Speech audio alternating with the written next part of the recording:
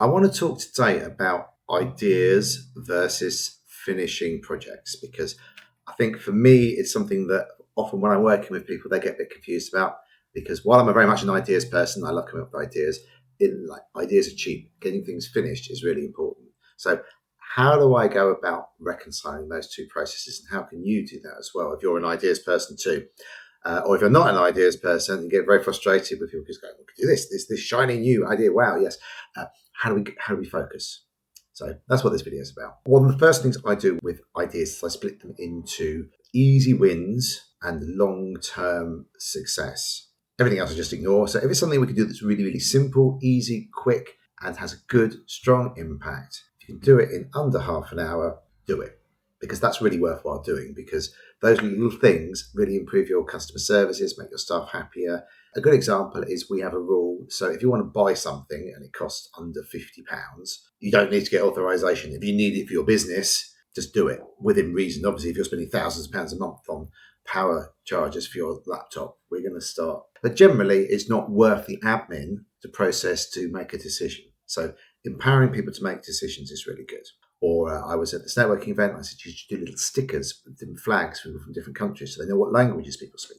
But that's a great idea. It's like, yeah, do it cheaply, quickly, easily. Just leave the stickers on the table. People can sit them on their badges. Done. But much more complicated ideas that can have a big impact. For example, I heard Stephen Bartlett, the vCIO guy, he was talking about he'd actually quite like to ring up IT support and if there's nobody available, speak to a chatbot because it would get him back to work quicker for simple problems. But maybe he's more capable than some of my less technical customers at filtering out the nonsense because AI just makes up stuff. And we're already getting cases now where people submit tickets that either don't make sense or they've tried using AI instructions to fix something and it's made it much worse. And what's more is, unless I can get their instructions back from ChatGPT or whatever they've used, I need to undo the damage. And it's very good. It's just change these registry keys. Now, obviously, we lock this down. We run something called PAM. But anyway, that's not the point of this video, Dave. The point is that for things that can have a big impact on the business, they're going to take a lot more resources and time. You need to be very selective about which ones of those that you do, and probably only one or two at once.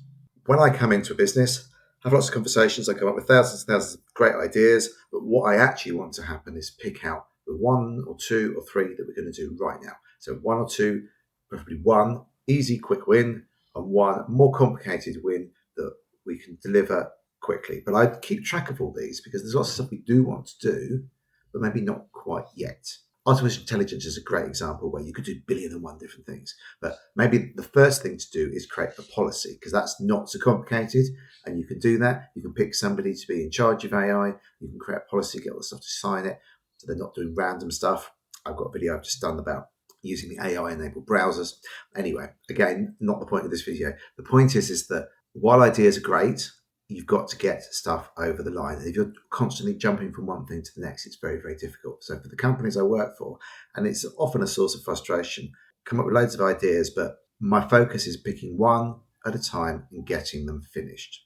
Because you can't do everything, it's impossible. Especially as I'm a part-time leader, I'm not there all the time. I'm not necessarily as engaged with the team as I'd like to be if I was there 5 days a week, 7 days a week. But that doesn't mean that we can't get stuff done efficiently. We just have to pick our battles. Now, there's another interesting problem with getting things done is sometimes you find that you're not quite ready to deliver a technology. So what can happen is you end up going, well, we'll park that for now.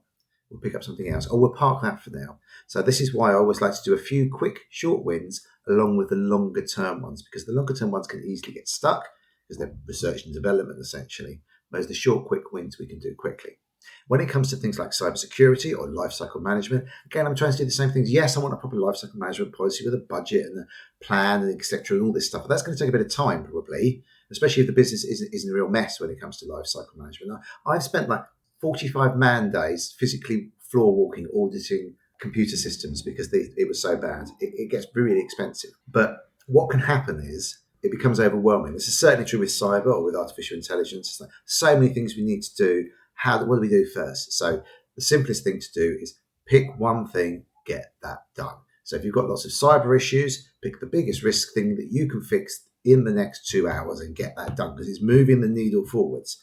And the big stuff, you want to be moving that forward as well, but you can't do everything. It's impossible. So I always recommend when it comes to what tasks should we do, I'd be doing in a business is I'm picking one or two small wins, and one big project, my whale that I'm working on. And it may be that doesn't work, and that's okay.